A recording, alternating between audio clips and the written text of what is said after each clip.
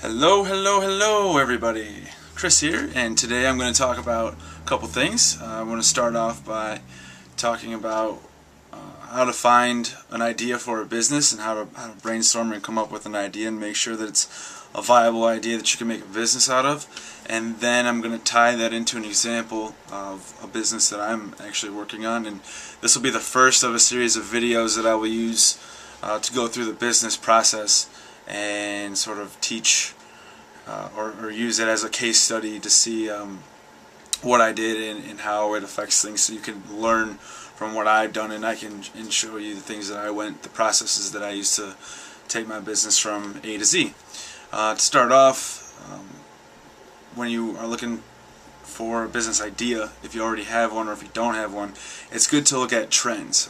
If you're a forward thinker and you're somebody who can look out into the future and see, okay, well, this is the direction this is heading.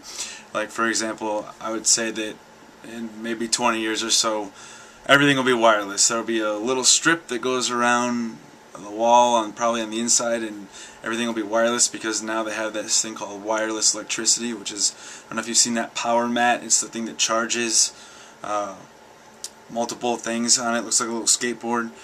So that's probably the future, and things like Wi-Fi everywhere. So every device will have Wi-Fi.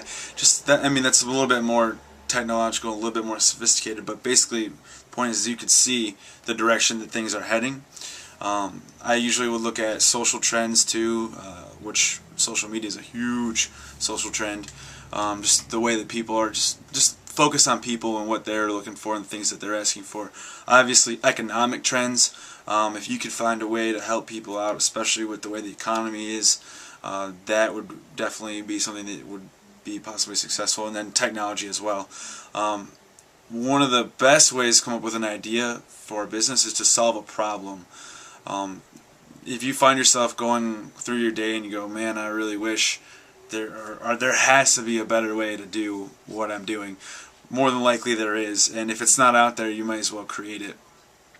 And one thing I caution you too is, if you do take this approach and you do discover that there is an answer for what it is you do, that does not necessarily mean that you can't go do it also, because if you didn't know about it already, somebody somewhere is not doing their job correctly, and that is a weakness that they have, and that's where you could come and swoop in and you can make it better, and you could do it better and get it to a broader audience or a larger audience. So finding the gaps is a big one, and also be creative and brainstorm. If you write down just ideas for things that you have, or problems that you would solve, but don't restrict yourself. Just let it flow, because the way your brain works is it will start triggering other things. You'll start chaining ideas off of things, and it'll be in the forefront of your mind too, so that when you're going throughout your day, all of a sudden things will jump out at you, and you'll start to notice, oh hey, I think that there's an opportunity here, and it's something worth exploring. Another thing I usually say is write down, I say 50 things, 50 business ideas, and that will be a great launch pad. You could also do surveys, and you could ask people. Either you could do written surveys, which is a little bit further down the road, I would say, for market research, but you could, if you hear a lot of people saying they need this, they want this, well, there's a good chance that there's a niche somewhere that you may be able to take advantage of. Now, the business that I'm starting is called, well, I actually have started already. It's called Student Movers, and it's a moving and storage business for students. And to give you the background story on it, I go to a college in central Illinois called Illinois State University, and during these summer semesters, the majority of the students go home, and they live 1 to 3, 4 hours away, and they have to take all their things with them, and it's a pain in the ass.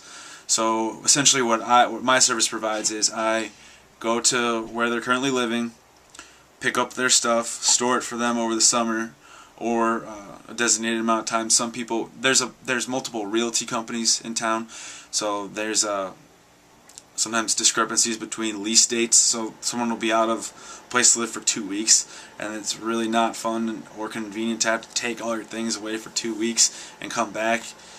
once again, pain in the ass. So I sort of noticed that, and I sort of saw that, okay, maybe there's an opportunity here. None of the larger moving companies take advantage of it, and I'll talk later in the next video about finding your niche, but basically found the opportunity, and I went after the niche portion of it. I'm only going after students. I don't deal with people outside of the students, really, unless it's a very, very special case, maybe like a friend or something, a co-worker at my other job. Other than that, I pretty much don't go outside of my niche. I don't try to compete with the large moving companies. And then this business is built by students for students, so it's all the employees are students also, and that's pretty much the background of it. And the point of this is that I saw that there had to be an easier way to get through the summer and to move things and to not to make multiple trips, rent U-Hauls. If you buy a storage unit, if you rent a storage unit on your own, it could cost you like $400 a month. I do $99 for the entire summer, and you're done. And I pick it up and I deliver it, so it's a pretty good deal for everybody.